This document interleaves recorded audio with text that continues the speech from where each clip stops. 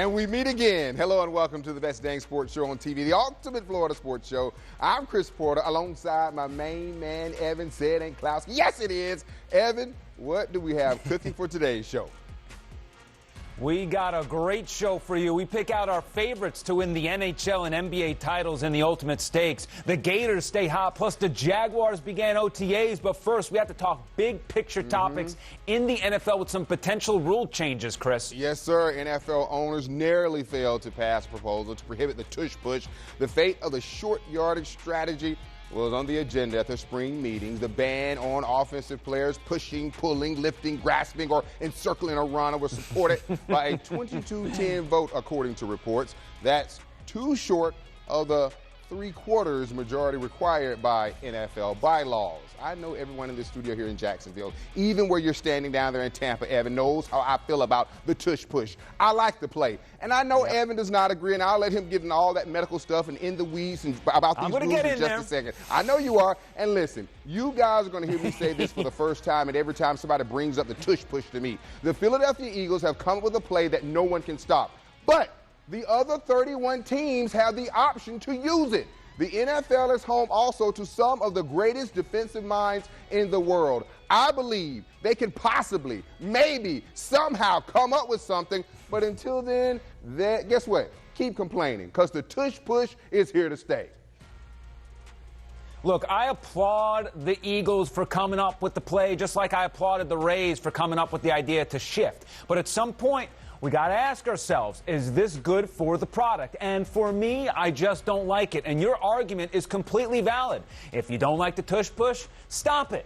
If it were so easy, why doesn't everyone do it?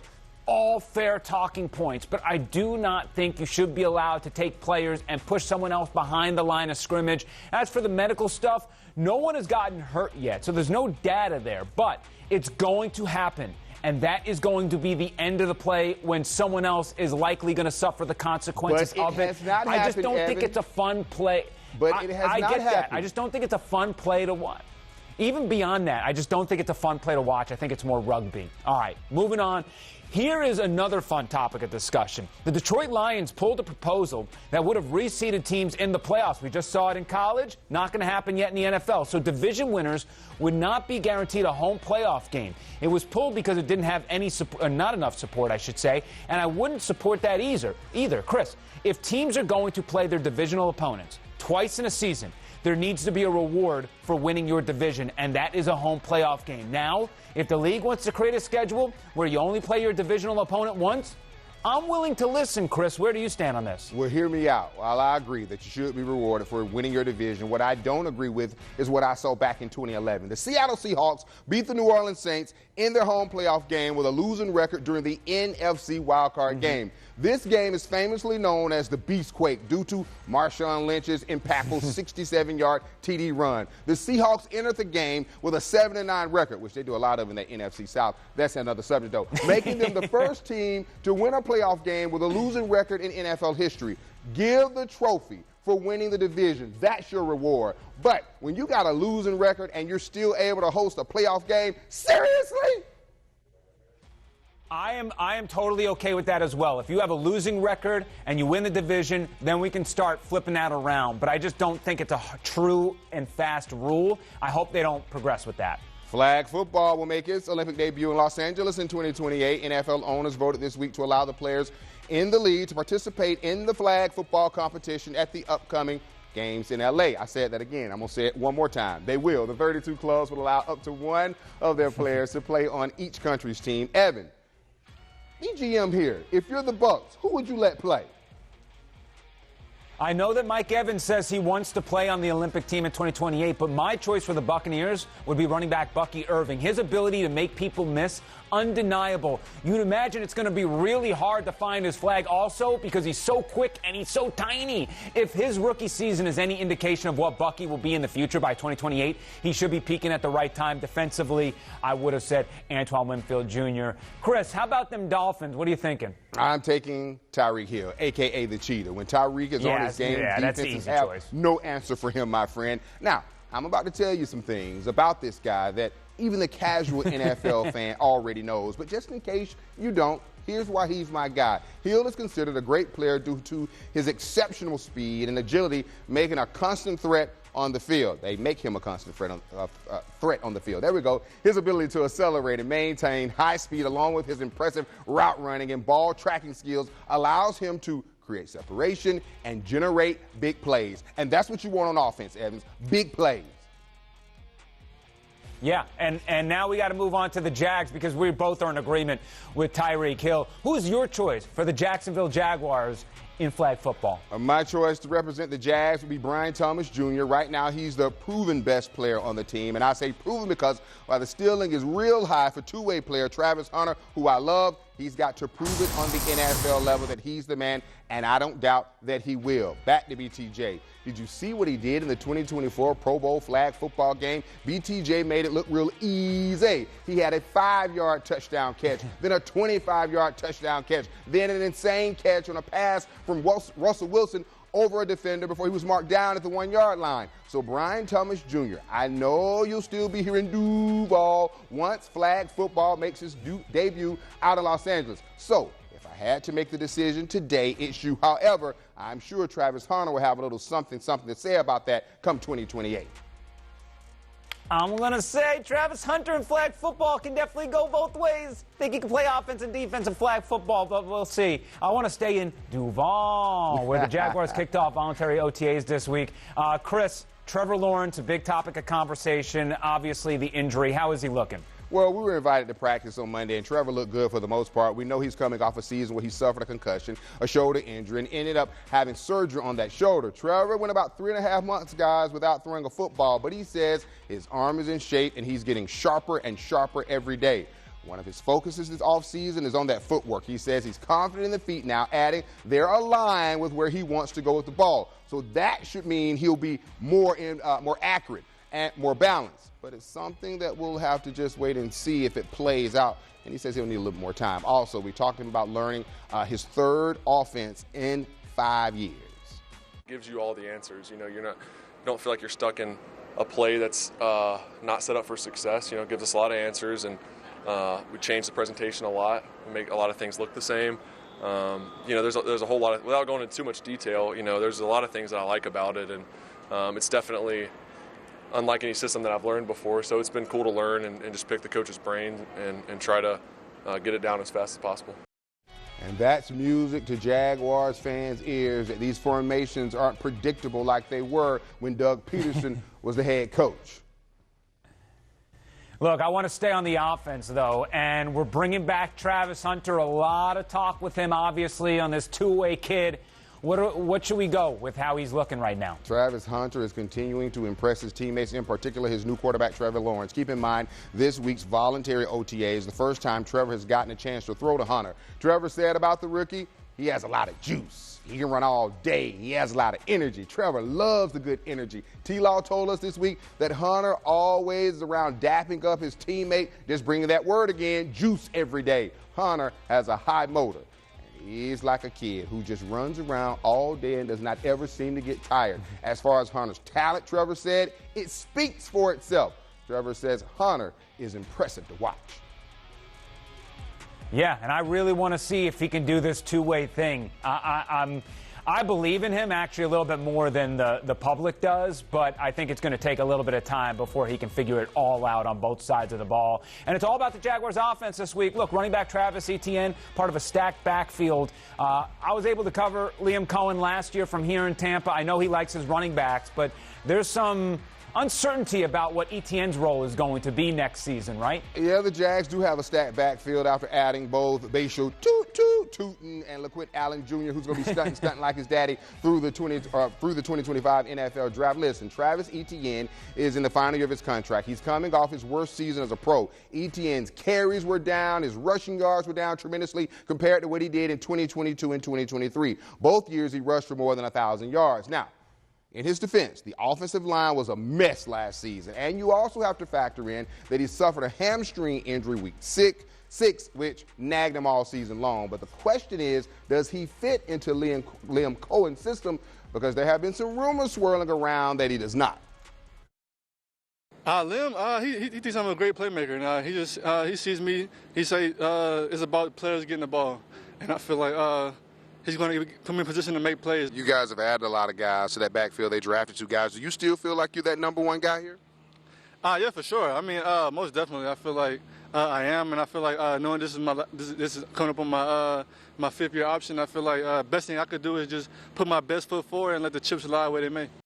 So while the rumors continue to swirl, we'll have to just wait and see. But ETN believes he'll have a big season in the teal and black. And Evan, based on what you said at the top of the segment here, Liam Cohen likes a lot of backs. Yeah, I think there's plenty of people to be utilized, and Liam Cohen enjoyed his time with 3 running backs in Tampa last year. Sean Tucker didn't even get the run he was supposed to get. So really not too worried about him. I think he'll be a good part of that Jaguars offense. I want to quickly mention the Florida Gators now. The team enjoyed a trip to the White House this week, presenting the president with a signed basketball and 47 jersey with his name on the back. This has been a big week for the Gators. Boogie Fland is coming to Florida. The team just got Ruben Chinleyu back. They're starting this season against Arizona in Vegas. Chris, there is no doubt in my mind, and I think you agree, that this is the preseason favorite entering next season. Todd Golden, returning players. Yes, sir, you are correct. If Scottie Scheffler, is he one of the best golfers ever to play the game? And does former Buccaneers defensive end Simeon Rice belong in the Hall of Fame? We'll talk about it next in the Ultimate Rush.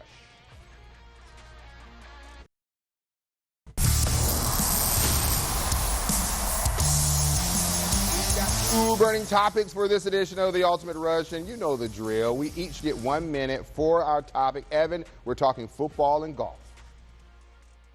We start with Bucs legend Simeon Rice becoming the 16th member of the Buccaneers Ring of Honor. The 2002 Bucs defense, one of the best to ever do it, and Simeon Rice is overlooked far too often because of the talent around him. Simeon Rice should be getting more consideration for the Hall of Fame. From 1998 through 2005, Rice led the NFL with 101 plus sacks. He recorded 8 seasons with double-digit sacks. He is tied for 7th all-time, and the 6 players ahead of him are all wearing gold jackets. I know John Lynch, Rondé Barber, Derek Brooks, and Warren Sapp are already in the Hall of Fame, but Simeon's peak is undeniable, and he shouldn't be punished for playing alongside other Hall of Famers. 3 Pro Bowl appearances, 3 All-Pros, Rookie of the Year, had 43 pass deflections, 28 forced fumbles, 5 interceptions, and he did this all in 174 games. He was also a big-time performer. 7 sacks and 7 playoff games with 4 forced fumbles. I can promise you no offensive lineman had fun going up against that guy. I'm not saying this has to happen in 2026, but we got to get Sim into the finalist room immediately so we can eventually right this wrong. Speaking of the best, and a man who will go down as one of the greatest golfers of all time once his career is done, it's a guy you might have heard of, Scottie Scheffler. Scottie winning his 3rd PGA Major last week, outlasted the field and winning by 5 strokes at Quahallo. And what a difference a year makes. Last year at the PGA Championship, the experience for him was not memorable, and I'll tell you why. It became national news when Scheffler was detained near Valhalla Golf Club in Louisville, Kentucky, as he attempted to enter. The charges were later dropped, and police said Scheffler's actions and the evidence surrounding their exchange during this misunderstanding did not satisfy the elements of any criminal offenses. Then to come back and to do what he did this year, you talk about some mad redemption. And listen up, folks. The next opportunity for Scheffler to win a major will come in less than a month at the U.S. Open. Scottie, you are the man. And check this out. You are just 28 years young. And I do believe when it's all said and done, he without question will be one of the greatest of all time. It's truly remarkable. We haven't seen anything like this since Tiger Woods, so really drink it in. Now to the heart of the game and to one of those sports stories that we love, which takes you beyond the X's and O's. I love a love story. This is Emma Jane and Aiden O'Gorman. They both run track for the University of North Florida, the Ospreys, yeah. And they're married. These 2 met in high school and got married in 2023. The one question they always get asked, is it hard being married in college? Honestly, I feel like for us, it just makes it so much easier because we both have the same goals and we both have the same focus. In my sophomore year, I was a top performer on my cross-country team, and I was a competitor at the ASUN cross-country meet. And by that track season, I was running 4:30 in the 1500, which I was pretty proud of. My coach would say the same, that I've progressed a lot since we got married. Evan, you know what's unique? We both work with our wives, and people always ask, how is it? That's right. Fabulous. I get to see my boo, or I used to before she moved on. Yeah, I love it. I love it. Yeah. I love it as well. Look, if you're with your partner for life and you're able to, you should be able to work alongside them, and if you can't, might be some problems there. We're down to the conference finals in the NBA and NHL playoffs, but who's going to take home the hardware? Our picks are up next in the Ultimate Stakes.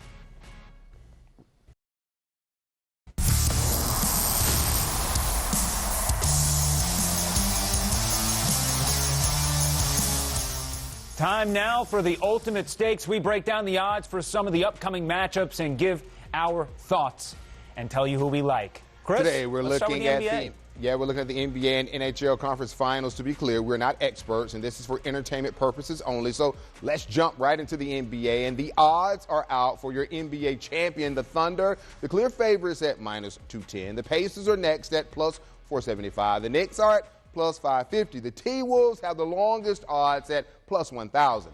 Not surprised, OKC is now the betting favorites to win the Larry O'Brien Trophy.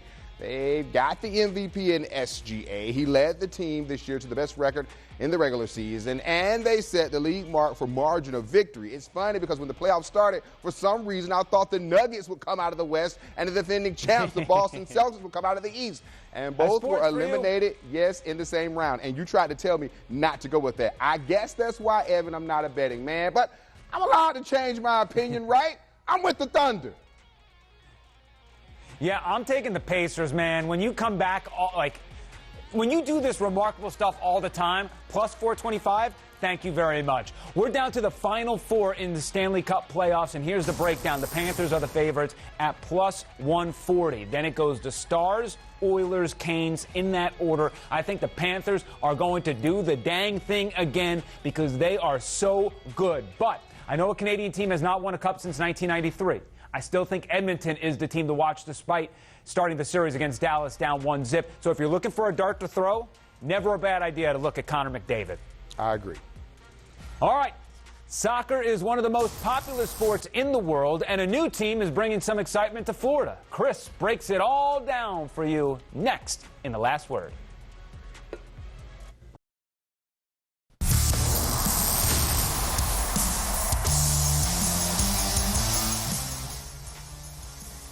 Welcome back. Time for The Last Word, where we pick a topic and break down its impact in the sports world. Chris, what do you got for us today? Now to one of the best things I'm watching here unfold in the River City. Recently, soccer fans gathered at the newly renovated Friendship Fountain in downtown Jacksonville for the unveiling of Sporting Jax's inaugural kits. Fans got an exclusive look at the club's brand new USLW League and League Two home and away kits with Sporting Jax players modeling the fresh Adidas designs on stage. The look will debut with the club's pre-professional USLW League and USL League Two teams, and as they will take the pitch this summer. I absolutely love the color scheme. I think the kits look fantastic. What I like even more is that women's professional soccer is returning to Duval this summer. I love my mama. I love my wife. I love my nieces. I'm a girl dad, and I'm all about girl power and growing the women's game, whether it's basketball, tennis, or soccer. And I can't wait to see the ladies play this summer because women's soccer is growing here in Jacksonville and across the Sunshine State at a fever pace. Go Sporting Jax, go. And by the way, the team also introduced their first two new players that they've signed, Evan. Oh, nice. Well, let me get into my last word about the Toronto Maple Leafs. This is an organization getting hounded for not getting the job done in sports. For the longest time, it is not about being a great team. It's about being the best team in that particular era or season, with a little bit of luck sprinkled in. Stockton and Malone ran into Jordan. Lamar Jackson and Josh Allen have to deal with the Chiefs and Patrick Mahomes. I can go on and on, but the point is, 3 seasons ago, the Florida Panthers won 58 games, got swept by Tampa Bay, and blew the whole thing up. The Lightning were embarrassed in 2019, kept the band together, and won back-to-back titles. There is no blueprint to winning championships. Everybody yells for change, but is the change good? Does it make sense? In the end, you need the stars to align, and you also need to avoid super teams along the way. Winning championships are hard, and there is no crystal ball or formula to solve certain problems. And sometimes, Chris, you just got to tip your cap and say, this team on the other side, is built differently, and that's the way that I view it right now with the Florida Panthers in the NHL. What do we do when we agree? We go into our praise dance. I agree with everything you said. I'm giving them the praise dance, my guy. That's what we do in these parts. But absolutely, my friend, I totally agree with you. Hey, that's this week's show. I hope you've enjoyed it. We're back same time, same channel next week. Bye-bye.